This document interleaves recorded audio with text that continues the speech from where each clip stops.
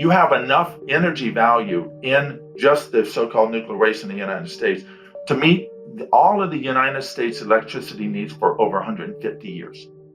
If we just recycle, and guess what? If we recycle it, we're largely removing 96% of that legacy waste that's going to be left for generations. So welcome to Leaders on a Mission. I'm your host, Simon Leach, and today I'm joined by a very special guest. My first guest with a tie, actually, in 105 episodes, but Ed McGinnis, CEO of Curio. Curio are a fascinating company. They're a company transforming nuclear energy and waste management. And today we're going to really discuss Ed's journey, Curio's innovations, and we're going to look to answer the critical question, can nuclear power become really the cornerstone of the global clean energy transition? And if so, what does it need to do in nuclear 2.0, as it were? So, Ed, thanks so much for coming on and sharing your time today. It's my pleasure, Simon, and only the best dressed for your podcast. So proud to be the first with the tie on. Excellent. So look, maybe let's just take it back a little bit. You've had a fascinating career, right? And I'm thinking maybe share with the audience, maybe some of the key milestones from your career. Maybe one or two of them that really led to you going into this role as CEO of Curio.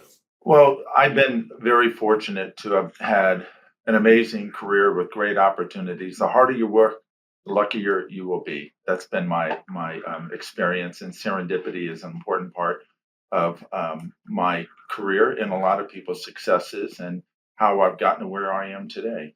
A couple of most noteworthy, I would say, milestones or moments in my career. One was when I was asked to assume the role of Assistant Secretary acting for nuclear energy, which I did for about 2.5 years. That position is responsible for the U.S. Department of Energy's nuclear policy and all the technical cooperation and partnering with industry, both in the United States and globally. That includes all the aspects of the nuclear fuel cycle in the nuclear sector. And the second one that is particularly meaningful to me and noteworthy was when I was asked to go to the White House and run the President's Science and Technology Advisory Council as the executive director, which I did as well. And serendipitously, that is where I met the founder of my company and was introduced to his remarkable, very due diligence-based vision for really cracking open and realizing the potential of nuclear in a way that I had not heard before. So, yeah, those were a couple of key moments, key periods in my career that really stand out. Got it. Yeah, absolutely. And because there's no doubt, it's interesting with the career you've had, and yet here you are now as CEO of an early stage, innovative kind of company that is going to disrupt in the space. Now, that's a completely different paradigm, though, right? In terms of, what you've done, and how different are you finding it? Well, it's very different in some ways, and other ways it's not. Whether it's me being in the federal government for 30 years and almost not refusing to accept that I was a bureaucrat. I was essentially, in my mind, an anti-bureaucrat. I never wanted to accept I was just a cog in the system or spoke in the wheel. And I was always trying to do things that could have impact, something that could make a difference, something that can be, valuable to society. That's just how I'm wired. I want to do things that are good for others. And so I continuously volunteered in the federal government for high stakes missions, some presidential. I had colleagues in the Department of Energy that would say, McGinnis, why are you doing that? Just lay low. Lay low and do your job. You're taking unnecessary risks, like volunteering to stand up the president's global nuclear energy partnership that was fraught with a lot of challenges. But I did, and it is so much more meaningful. And so when I had the opportunity to retire from the federal government and assume this position where I call it going from one hamster wheel to an even faster hamster wheel, the reason why I did is because uh, my life is finite, and I want to do as much as I can in my humble little space and role in life. And with regards to nuclear energy, where I put, or the nuclear sector, first half of my career, nuclear nonproliferation, counterproliferation, loose nukes type work, second half in peaceful uses nuclear, I always felt a sense of inadequacy when I'm headed towards the end of my career. And within the nuclear sector, virtually everybody knows the most unresolved, needlessly unresolved problem is so-called nuclear waste.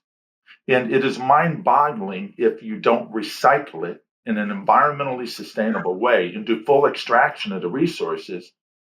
That nuclear fuel, when it comes out of a reactor after about 5 years, typically in a reactor running, it's at its highest level of radiotoxicity.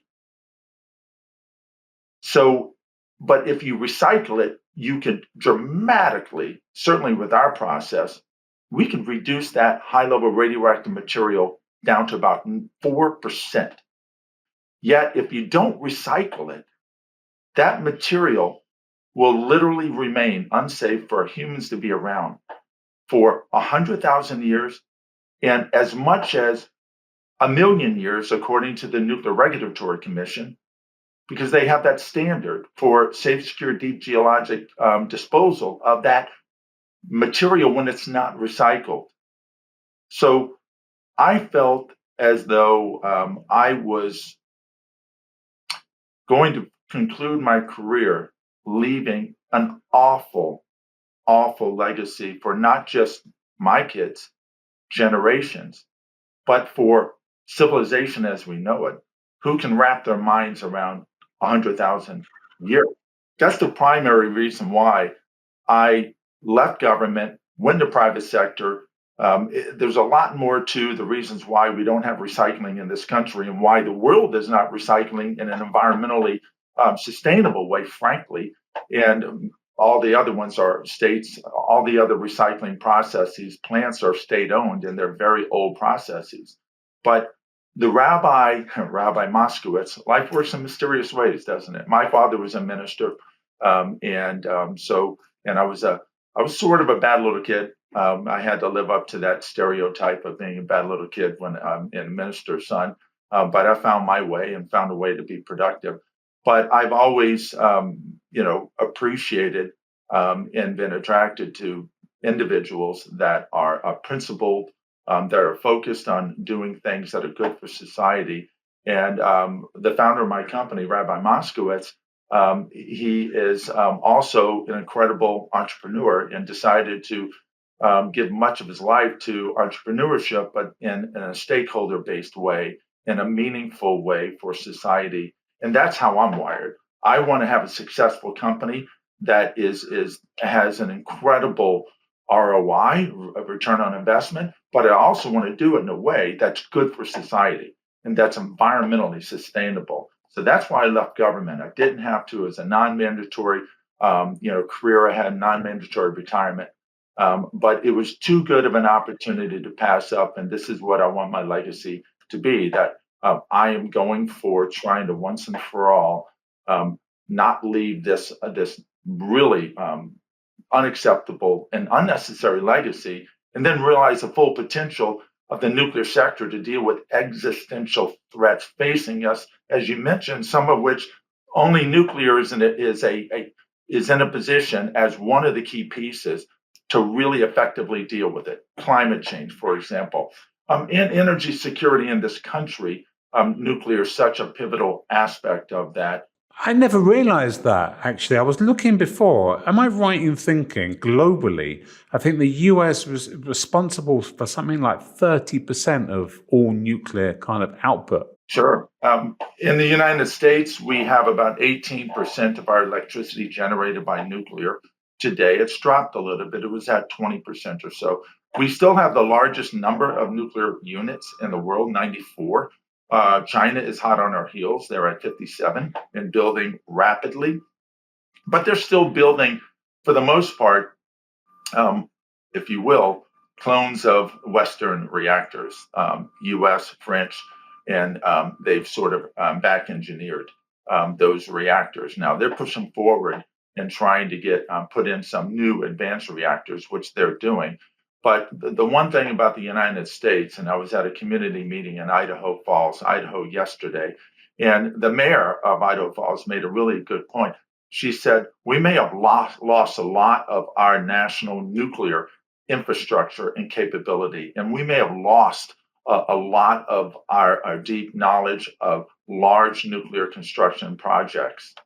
But what we still are very, very fortunate to have is we still have world class, world leading innovation.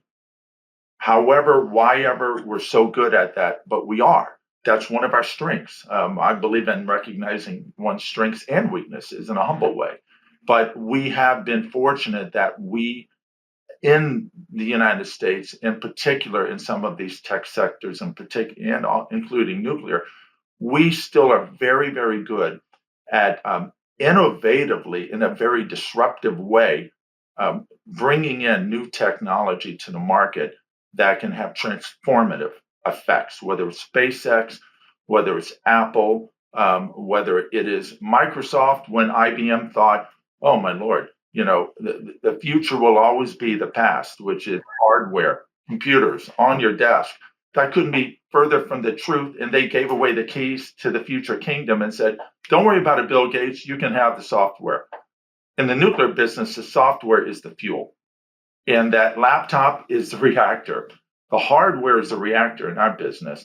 And we still haven't gotten that. In the nuclear sector, in my humble opinion, the optimal way to get into the nuclear market and really bring in the optimized reactors and realize that full potential of the nuclear sector is through the fuels, through the recycling, because that's where the fuel is.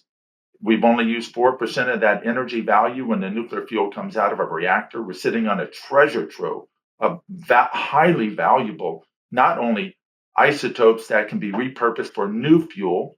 We can provide 40% of our nation's nuclear fuel uranium input and enough advanced fuels, non-uranium based, for at least 40, if not 60 reactors. Then there are isotopes in this used nuclear fuel that comes out of a reactor that most of the public, they have no idea how many valuable isotopes are sitting in on the pads next to a reactor in a state or in a community. We've got isotopes because of that magic of the fission process. When the uranium is fissioning for 5 years in a reactor or so, it actually generates a whole host of isotopes and at amounts that you could never get anywhere else in society. Plutonium is essentially a man-made isotope, and it is far more energy efficient and compact than uranium. But the reason why we haven't used the plutonium fuel largely in the past is because of security concerns, where my company has come up with a novel solution to have the plutonium interlaced with other isotopes that make it very self-protecting if someone ever wanted to do something malicious with it. So we believe that the future is fuel from the recycling in part, and we have 2 advanced reactors that are going to be run off of our recycled fuel, making it the most environmentally sustainable and energy efficient, because we're using the plutonium that where you can only get it from the fission process. Then you have other isotopes. Some of those isotopes that are generated from the fission process in a reactor, some of them are not even radioisotopes. They're precious metals. So we have basically, it's a mining operation we're going to endeavor in. we're going to extract at least 10, if not 12, isotopes that have invaluable purposes for medical, fighting cancer, industrial, space, national security, new fuels. So it's a no-brainer that we need to recycle.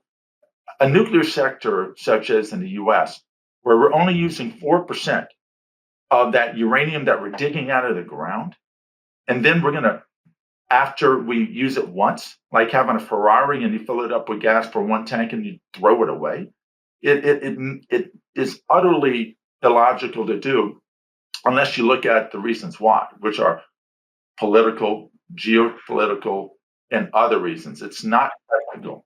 So we're a company that we see ourselves as a little bit like SpaceX when it came in and Elon Musk in the 2000s, where you had a very ossified space industry that was looking at the future through the rearview mirror. They couldn't see reusable rockets if it hit them in the head as the pathway. And it took an innovative company with a lot of chutzpah to come in there, despite everybody saying, "How could you possibly do what these storied,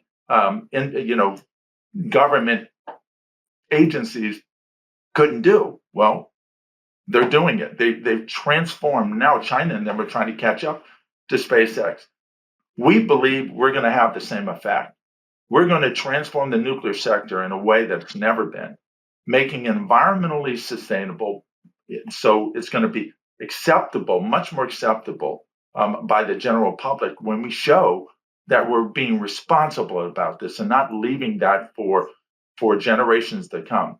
Even today, Simon, in the United States, 11 of our 50 states has legislation that has moratoria or restrictions on the use of nuclear. Most of those states cite a lack of a nuclear waste solution or approach for blocking nuclear.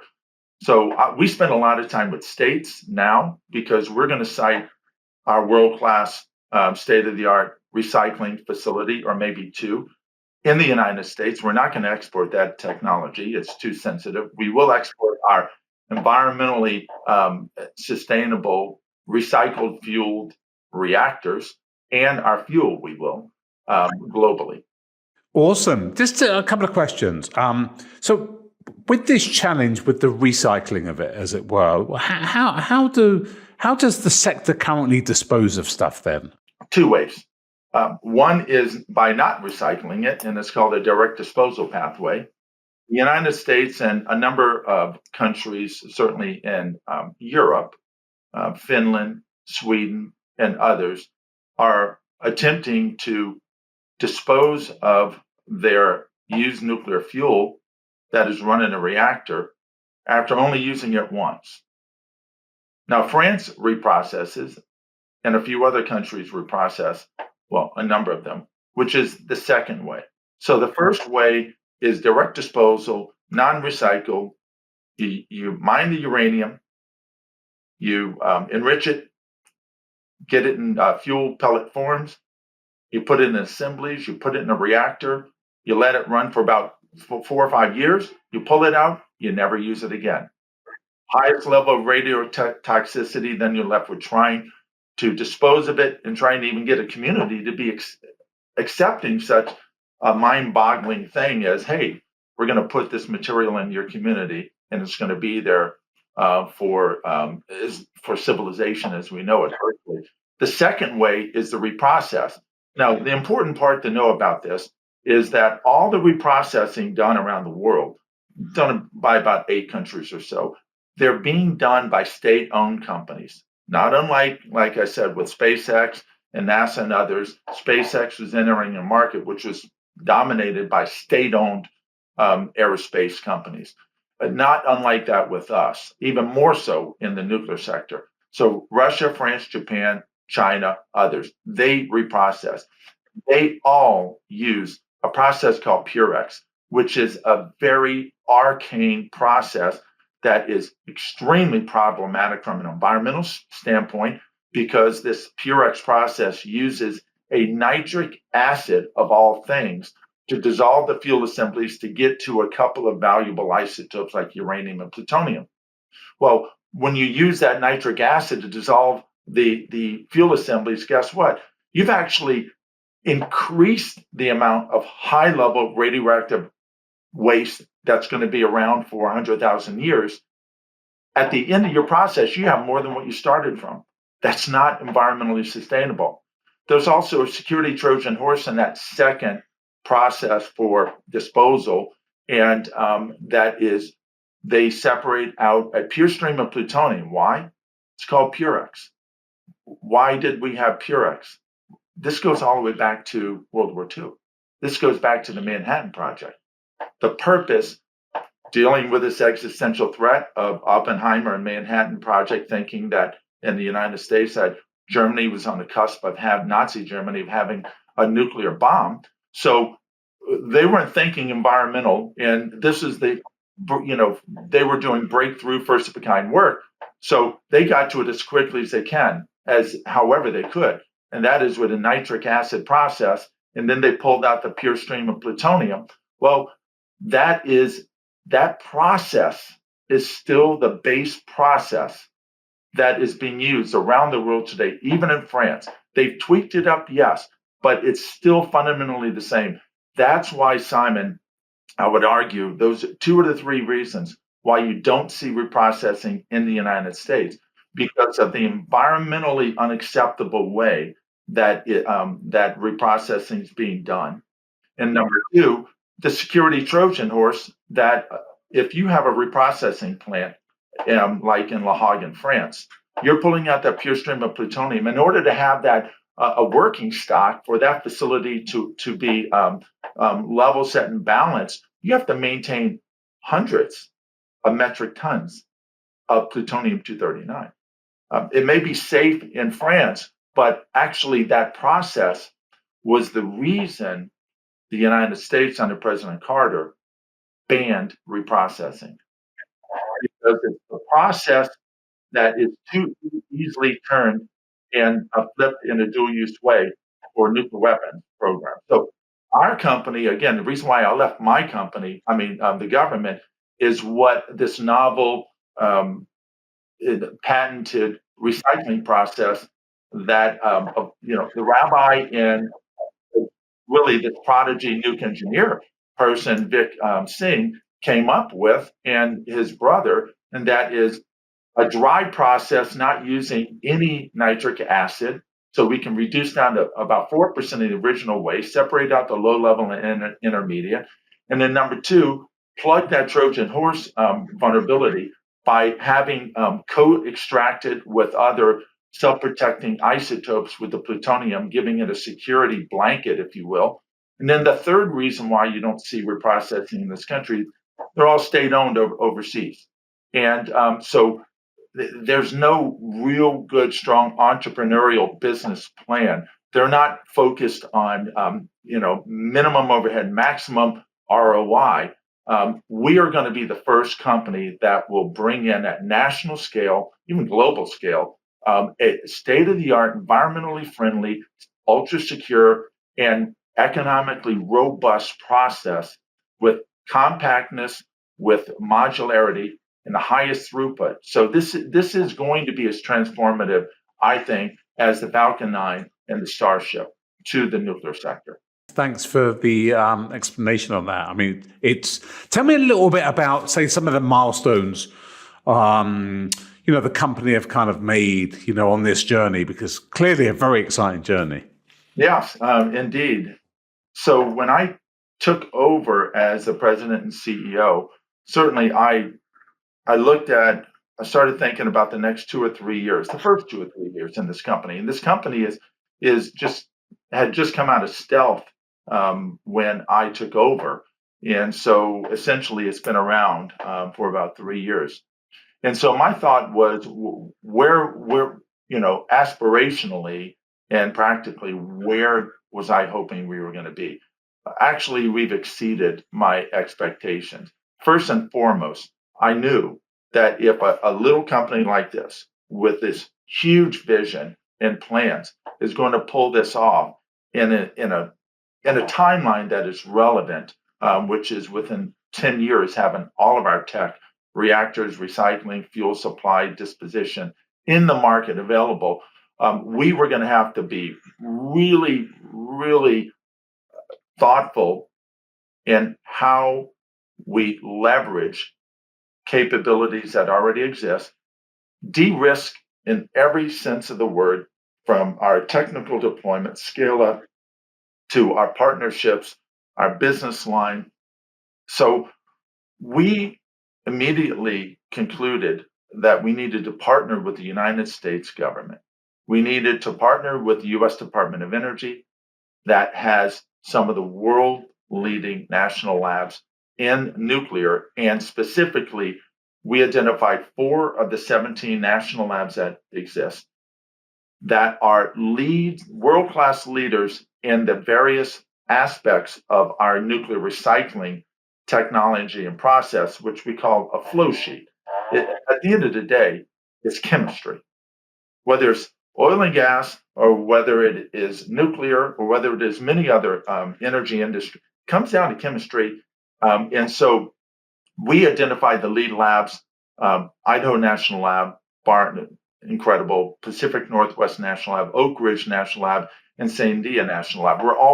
So we went in as this humble little company with a big vision and met with them.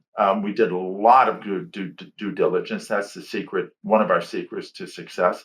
And they did not have to do this. Trust me, they protect their credibility and reputation. And so we were going and presenting to some of the pioneers of the very technology we're saying we're going to now bring to the market. And so they all agreed to partner with us. We have secured 6 government grants to date within 3 years, which is sort of unheard of. I know companies, when I was assistant secretary acting, that spent 10 years before they got their first government grant. It's not about getting a grant. It's about having access to world-class facilities that otherwise we're not going to be able to, or it would be unwise for us to even try with our limited resources. To try and build. Why build something in-house when you have something far better and you don't have to build it at the labs? And it's a win-win-win. I'm always about a win-win-win. It's good for the government, good for the public, and good for our business. So we have that partnership with 4 national labs. We secured one of the most important grants we secured was from this office called ARPA-E. It is set up within the Department of Energy to partner and support innovative tech companies, largely in early stage, looking into in an accelerated way, get into the market, transform the market, a little bit like trying to find the future Apples and SpaceX's and Teslas and even Microsoft's, right? And so hats off to them. They're doing a fantastic job. And so we secured one of those 4 government grants was for them to fund 80% of our lab scale demonstration to demonstrate with these 4 national labs this environmentally friendly dry process, secure process, and multi-commodity extraction approach. So it's now been almost 2 years. Right. 3, and we're almost done with that. So in the next year, we will complete it, and then we're going to scale up using existing Department of Energy, hopefully, facilities, so we can save time of construction and then get into the market, but not from design to full commercial without scale up. I think that's a recipe for disaster. Just look how well and effectively SpaceX has done that. Engineering, learning by doing, right? So they didn't go from a design to Starship. They went Grasshopper, they went Falcon 9, and then they're going, now they've gone to Starship. I think that's the way to go. That allows you to go in an accelerated way, but in a way that it increases the likelihood of success because you've got that engineering feedback and learning process. Yeah, they're great. What does that scale up look like then in terms of, just to clarify, what are you providing? You're providing a reactor for sure, and you're providing a solution for the recycling. How does it all fit together within the industry? Yes, indeed. Well, we're going to be the first that offers all of that. The only entity on the planet that offers the reactor, the fuel, and the extraction of those fuels called plutonium isotope production and the waste disposition is Russia. That's the only Rosatom. That's it. And if you go with Russia, you're dealing with all kinds of geopolitical, geostrategic risks. Risks that they weaponize the contract and leverage it, weaponize the fuel supply, et cetera, et cetera. And their tech is not late cutting edge; it's older tech. So we, in the U.S. nuclear sector, in the West, the vast majority of the nuclear companies do one or two things within that spectrum. They're reactors like Bill Gates' TerraPower. That's it. Or they may have reactors and then they may have fuel just for their reactors. Or you're in the interim storage business, or you're in the construction business of the reactor, or you're in the waste disposal. No one has come in and said, we're going to offer you customer X. We're going to offer you the full suite from our company. We're going to offer you the reactor, the fuel, and the waste disposition. And we think that's going to unlock the market in a way we've never seen, because we think the biggest albatross around the neck of nuclear is the waste problem. It's too much of a liability for utilities that already have waste sitting, or so-called waste sitting on their pads, to then order more reactors. And when they do it, a lot of times they're brought into court and sued by environmentalists saying, what are you kidding me? You have no solution for the waste now and you're going to bring more in.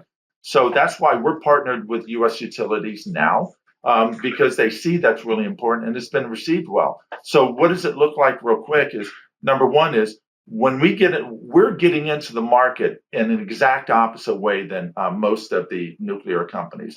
Most of the companies, TerraPower and others, X Energy, they're trying to get into the market through reactors. We are flipping the script. We're getting in not through the hardware, not through the reactors. We're going to get in through the waste disposition and commodity extraction. And then when we're doing that, then we extract the fuel for reactors. First of all, the fuel we extract is going to be usable by all types of reactors, virtually every type, but it will be optimized by our reactor. So when we get in the market, we're going to get in the market first through our recycling, and concurrently, we're going to develop, we already have patented, these optimized reactors, optimized to be run by our recycled fuel. It's environmentally sustainable suite of tech. And then commodity extraction for medical and industrial, et cetera. Timeline, we are going to scale up and have 2 additional scale ups, a little bit like, Grasshopper and Falcon 9, in the next 5 years. So in the next year, we finish our first demonstration with the labs. We're going to do 2 more scale ups, generating revenue all the while. And then our full commercial state-of-the-art facility, we are planning to deploy 1 or 2 of them by about 2032, latest 2035.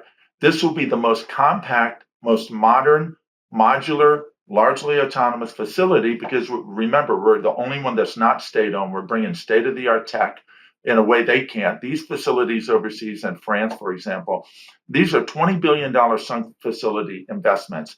And these are sizes of small cities. It's near impossible for them to pivot to a completely new tech that brings in all the latest.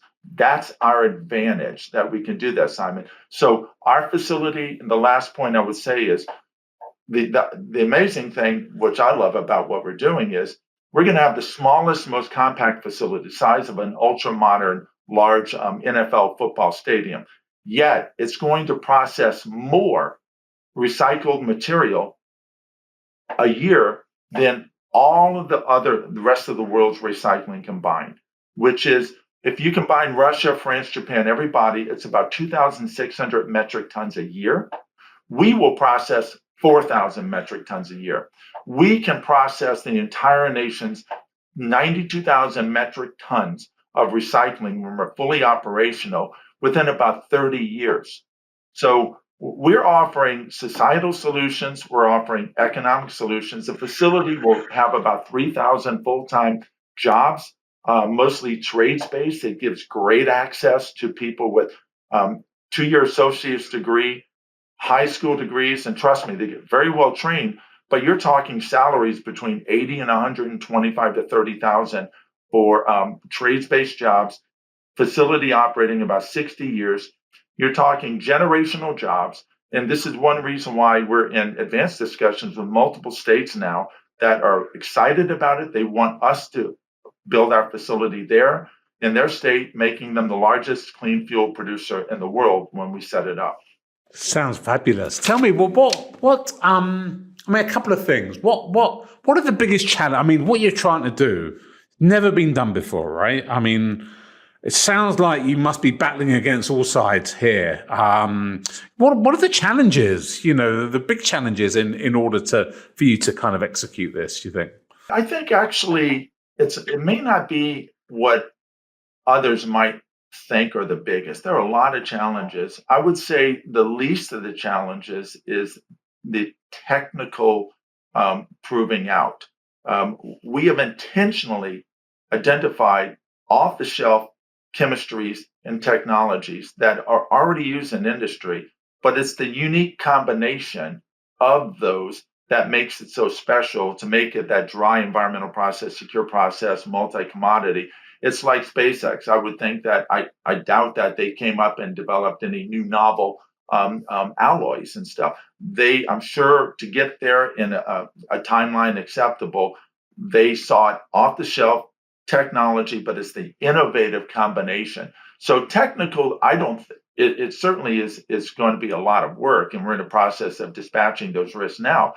I would say a public opinion, an opinion by investors, opinion by, when you talk about public opinion, that really transcends not just, the average person. That means some of those people are investors, some of them are politicians, some of them are residents near a facility. So we have such diametrically inaccurately described opposite description of nuclear as to what people think it is, as opposed to what it really is. How many people know, like we said, that you've only used about 4% of that value. You have enough energy value in just the so-called nuclear waste in the United States to meet all of the United States electricity needs for over 150 years. If we just recycle, and guess what? If we recycle it, we're largely removing 96% of that legacy waste that's going to be left for generations. So regulatory is certainly also an important aspect. And we don't believe that the regulatory environment prevents us from realizing the vast majority of our business objectives now. Recycling, our advanced reactors, our fuel. Long term, for optimal business opportunity and positive impact, yes, there will need to be some, we believe, adjustments to the regulatory system and legally. We are very engaged with Congress now. They get it. So many of the members now have stepped up saying, right, this is a no-brainer. We need to be recycling this. It's good for energy security in our country. We're 100% almost dependent on foreign sources of uranium. Believe it or not, to this day, Simon, over 20% still comes from Russia. Even with the president having signed a ban on Russian uranium, that's not scheduled to fully phase out for another 2 years. So we absolutely need domestic sources of fuel and other isotopes that we depend on. Russia is the only supplier of some key isotopes that are used for medical, national security, and others, and they're sitting right in our so-called waste. So public opinion is really important. Explaining to decision makers, state, local leaders, Congress, and investors of the real value proposition, I think, is probably the biggest challenge. Yeah, no, it really is. It's obviously a really exciting time. The potential looks absolutely huge. And tell me, well, what do you think will be the effect? If you can really scale this up and achieve what you want, are we going to see nuclear contributing a much larger kind of percentage of the nation's kind of carbon-free electricity? Absolutely, I do believe Yeah. so. Without closing the fuel cycle, as we call it, where you recycle it, as opposed to you ask the question, what are the ways of doing it? You have an open fuel cycle, and you're not recycling, and then you have the closed recycling process, and that's what I believe is going to absolutely be necessary to be able to not only expand nuclear, but to even save it in the United States. Ironically, since we were the ones that pioneered reprocessing, recycling, and now we are just about the only one of the leading nuclear companies like France and Russia and others that's not recycling. We did it for international security reasons, as I said, under Carter. But what right now, our nuclear sector is still on an exit trajectory, meaning we are going to go to zero eventually if we don't do something about it. We have our first two nuclear reactors, Vogtle 3 and 4, built after decades. And we have the oldest average median age fleet in the world, 42 years or so. Even though we're extending those reactors, the lives, and we don't have anywhere near the numbers of reactors that are trying to get into Bill Gates and SpaceX and others to be replacement to the reactors that are going to eventually shut down. I believe that if we don't come up with an environmentally sustainable closed fuel cycle, a circular economy, maximizing resources, minimizing waste, if we do that, if we offer that, then I think the nuclear sector in the US and then globally will follow that, will exponentially increase in a way where, right now the world's use of nuclear percentage of electricity is a little under 10%, I believe 9 or something. That can dramatically grow. The nuclear sector around the world is treading water, I would say, about 440 something reactors. They may grow a little bit, but nothing like we're going to need to deal with climate change. The administration and 21 other countries committed to tripling nuclear in each one of their countries by 2050.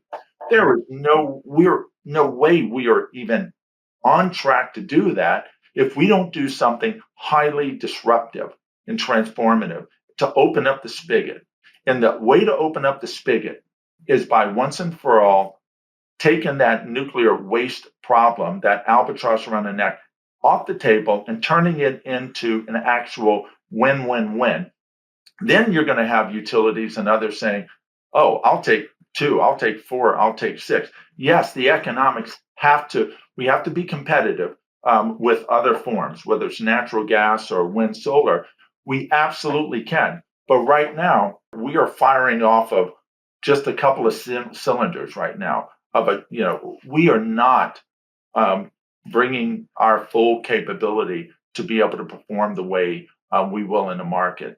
We're going to transform the market. In the U.S., it's about $160 billion electricity nuclear market. We believe it can easily be $1 trillion market. And we're going to have building at a scale, serial building of reactors and high processing recycling with all the commodities extracted at a scale exponential to anything we're doing now. Again, we can do it. We believe we are going to do it. And when we come into the market like a stalking horse by the end of the early 2030s, where we're offering the reactor fuel waste disposition, that's when companies say, I'll take a number of those. We already have an agreement, cooperative agreement with one foreign country, and they are saying, we want 6 to 12 of your HOPE reactors. That's our small modular reactor that's going to be fueled by our recycling process. The recycle process, right. Okay. And so, yeah. So I do believe that the future of nuclear and the role of nuclear it will be profound as long as we get our nuclear sector house in order. And it's Yeah. eminently doable. But just like the 2000s with NASA and with Ariane, with Russia's space agency, they were going almost nowhere fast. So it took a transformative moment, of all places, by a relatively small private company. And that's what we're aiming to do. And we believe that it's going to happen. Amazing. Ed, this is like really inspirational. Thanks so much for coming on and sharing, some really interesting, fascinating insights about the future of nuclear energy and the work Curio are really doing to transform the industry, and definitely a space to watch. It's been a fascinating conversation, in relation to this and the clean energy transition. Thanks so much for coming on. Thank you, Simon. And I just want to really also compliment you for your due diligence and finding out about us and taking your valuable time to shed some light on what we're doing. Thank you very much, Simon. It's absolutely my pleasure. And look, thanks for everyone for tuning in to this week's Leaders on a Mission. And be sure to subscribe for more conversations with industry leaders really shaping the future of sustainability.